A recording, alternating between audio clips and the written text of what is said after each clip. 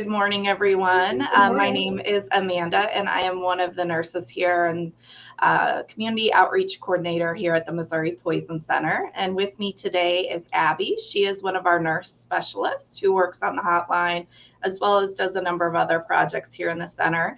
And we are going to talk today about cleaning products. It probably doesn't sound very exciting, but there is a lot of safety and poison prevention that we can tie into cleaning products that we use each and every day.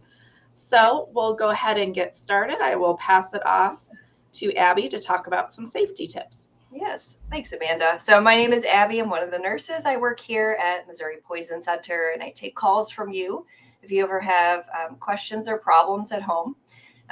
But we do want to talk about cleaning safety because it's a really common exposure for people, for adults and children, that they accidentally get exposed to a cleaning product.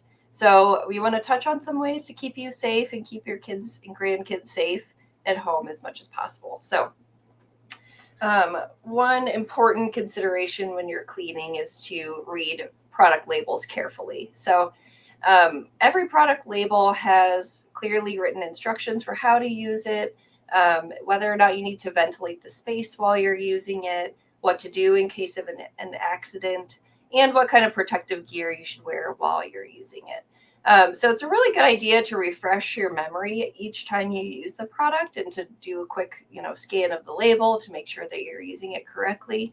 I know in my case, I have some short-term memory issues, so I always try to remind myself what the proper way is to use a product before I use it again to make sure that I don't unintentionally harm myself, like use a product with strong fumes in a bathroom and I don't turn on the fan, and that can cause a lot of respiratory problems.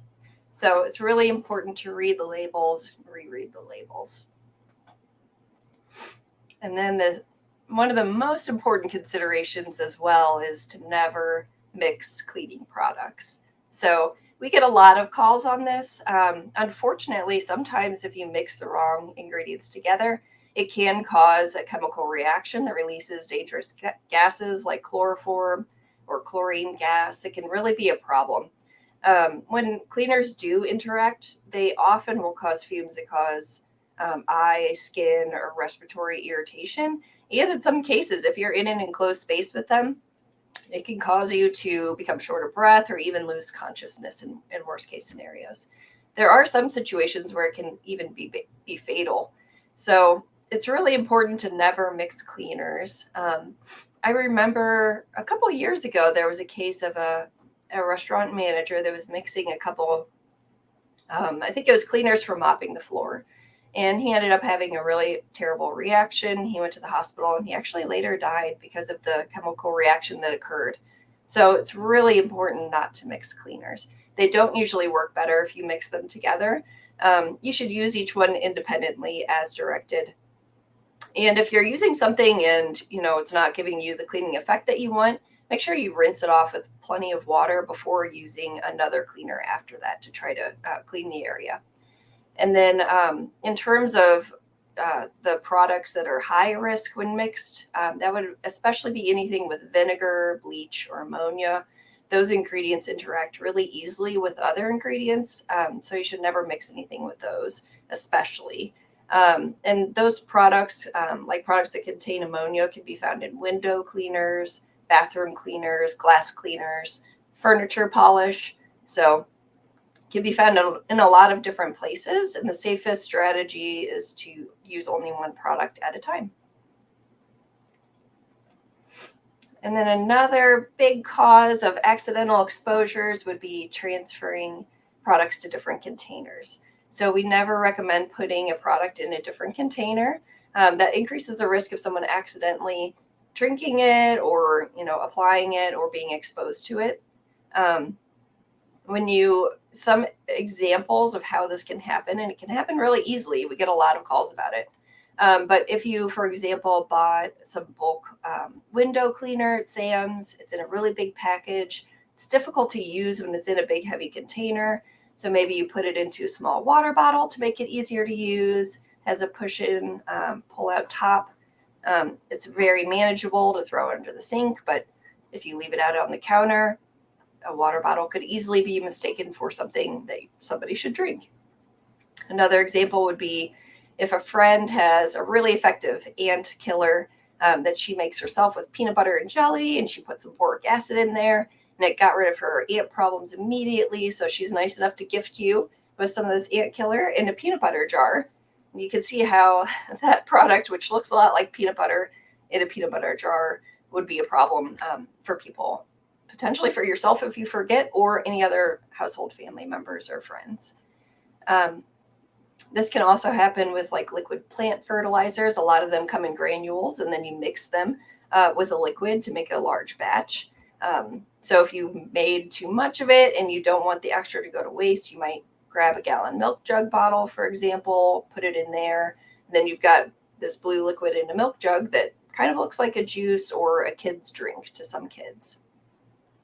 Another example would be tiki torch oil. It has a really nice lemon smell, and it's yellow in color.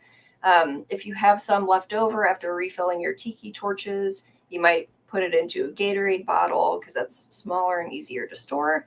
Maybe ask your 5-year-old to take it into the house, and a young child doesn't realize that it's not for drinking. They see that it looks good, it smells good, and they mistakenly take a drink. And that can be super dangerous for young kids, especially. But we have all ages of people mistakenly take drinks out of unlabeled containers. And most of the time it doesn't cause serious harm, but it is possible that it can cause serious harm. So it's always best to keep products in their original packaging. And the label will also give you directions. The original packaging label will give you directions on what to do if someone is exposed. So that's the other reason that it's really important to keep it in the original package. All right. Thank you very much for those topics. Another point is, when the label is removed or transferred, it's also hard for us to tell you what to do if you call and we don't have the exact product name or ingredients. It is really hard to kind of determine how dangerous it is to you because we do need that information to provide, really good first aid for you. So good points all around. I will just further talk a few things about other instructions on the package. These are called signal words, and most pesticides and certain products do have these signal words, such as caution, warning, and danger. So when you see the word caution, it is sort of in the middle range, right? It appears on products that are slightly toxic if eaten, absorbed through the skin, inhaled, and can cause minor eye and skin irritation. Now, if you see the word warning, that's sort of the moderately toxic level. It can be moderately toxic.